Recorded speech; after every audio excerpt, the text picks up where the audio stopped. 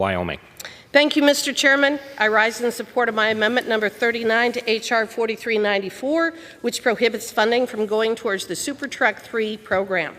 According to the Department of Energy, this program is unlike previous SuperTruck programs, its primary focus being on electrification and meeting so-called green energy goals rather than improving fuel efficiency. DOE's Office of Energy Efficiency and Renewable Energy initially launched the SuperTruck initiatives in 2009 with the aim of improving heavy-duty truck efficiency by 50%, while the follow-up SuperTruck 2 in 2016 sought to double fuel efficiency for 18-wheeler or Class 8 trucks. Since then, the program has taken a drastic turn away from these goals. DOE has repurposed this program towards the research and development of lowering greenhouse gas emissions. SuperTruck 3 was created to fund projects to electrify medium and heavy-duty freight trucks. Mr. Chairman, Americans are tired of their taxpayer dollars being used to fund programs that ultimately cause more harm than good. We simply cannot afford to support programs that share the same fundamental goals outlined in the Green New Deal. They will destroy our economy and force a change in behavior by reducing the availability of the goods that Americans actually want. I urge support of my amendment, and I reserve. The gentlewoman reserves. The gentlewoman from Ohio seek recognition. For what purpose? Yes, I rise in strong opposition to this amendment. Gentlewoman is recognized. As a daughter of Automotive and Truck America and an aficionado of NASCAR, and having spent a lot of my time on drag strips across the country, including my own region, I really rise in strong opposition to this amendment because it's not about the future, it's about the past. This amendment prohibits funds for the Department of Energy's SuperTruck 3 program within the Office of Energy Efficiency and Renewable Energy.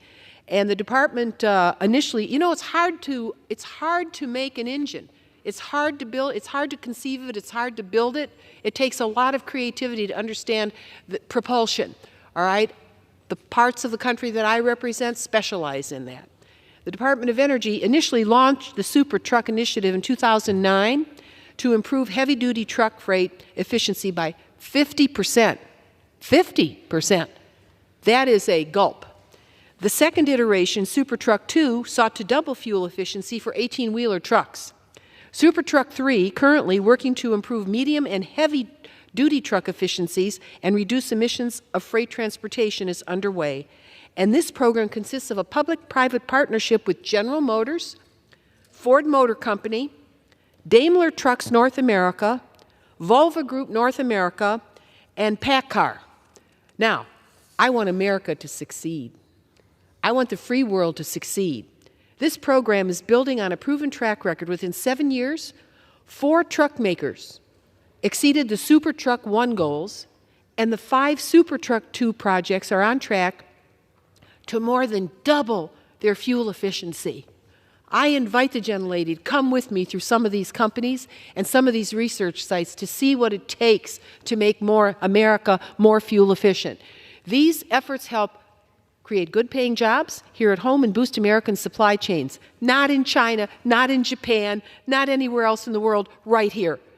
Oil prices are on the rise again, and our transportation sector is currently largely dependent on petroleum and thus subject to oil price volatility and what will become diminished supplies in the decades ahead. I don't want America to be stuck on the whims of dictators throughout the world. It's common sense we should be developing energy alternatives and promoting energy proficiency and advancement in our transportation sector. And while it's clear that we need an all-of-the-above energy strategy that taps domestic oil and gas, we must also invest in alternative energy options to diversify our energy portfolio, including hydrogen. Hydrogen fuel cells, where the market is moving, the companies are moving. We need to help to propel that advancement sooner rather than later, and I strongly urge my colleagues to vote against this amendment, and I reserve the balance of my time. Gentlewoman reserves. Would the gentlelady yield? Members are reminded to direct their comments towards the chair. The gentlewoman from Wyoming is recognized. Some may argue that this program remains aimed at improving fuel efficiency rather than a repurposed agenda aimed at fulfilling radical Green New Deal priorities. I refer those who would make this argument to a quote from Senator Markey in support of this program. He said, quote, "Climate chaos is the greatest existential threat of our lifetime, and it's going to take an all-hands-on-deck approach to slash pollution, much of which comes from the transportation sector. That is fanning the flames of the crisis. We can use new technologies to chart a path forward and lead the world toward a more sustainable future as we work to thwart the most catastrophic impact of climate crisis."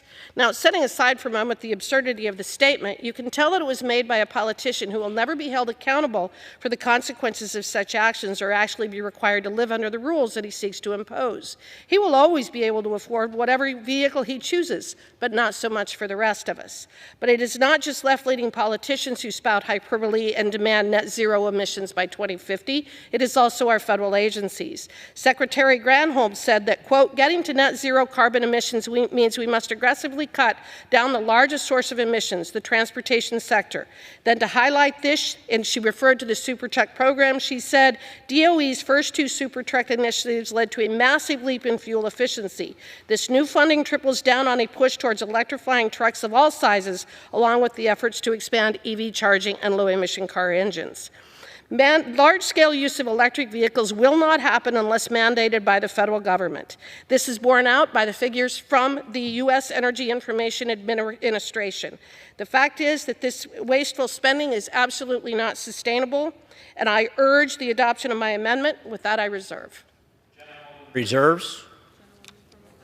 Gentlewoman from Ohio is recognized. Yes, Mr. Chair, I yield to the gentleman from Tennessee, Chair of the Energy and Water Subcommittee, Mr. Fleischmann. I thank the ranking Gentleman member. from Tennessee is recognized. Thank you, Mr. Chairman. I thank the ranking member for yielding. On this issue, Ranking Member Kaptur, we agree. While I recognize the current administration has gone too far in pursuing its climate goals, I believe there are aspects of this program we can all support. In particular, the SuperTruck program awardees represent the largest producers of medium and heavy-duty trucks in the United States. For these reasons, and for the potential research and development of benefits are still worthy of pursuit. For these reasons, I oppose the gentlelady's amendment, and I yield back. Gentlelady from Ohio is recognized. Mr. Chairman, I yield back my remaining time. This is a great debate. Gentlewoman yields back. Gentlewoman from Wyoming has 1 minute. In Wyoming, we have many instances of EV drivers getting stranded out in the cold soon after charging their vehicles. We had a California driver just a few months ago in Riverton who charged his vehicle enough to go 120 miles but ran out of kilovolts halfway over the mountain, about 60 miles.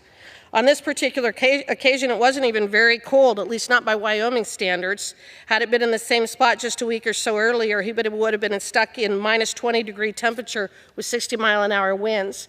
The town of Jackson just realized that paying $1 million each for a fleet of electric buses didn't make them any more operational in our harsh winter conditions, having found out the hard way that they are unreliable and simply will not work at higher elevations and in single-digit temperatures. The point I'm making is that this transition that is being forced upon us by this administration is not only wrong-headed, it's downright dangerous. Mr. Chairman, supporting this program is not supporting fuel efficiency. It is another way to prop up the forced energy transition to unreliable resources. For that reason, I urge the adoption of my amendment, and with that, I yield back. Very good. The time has expired.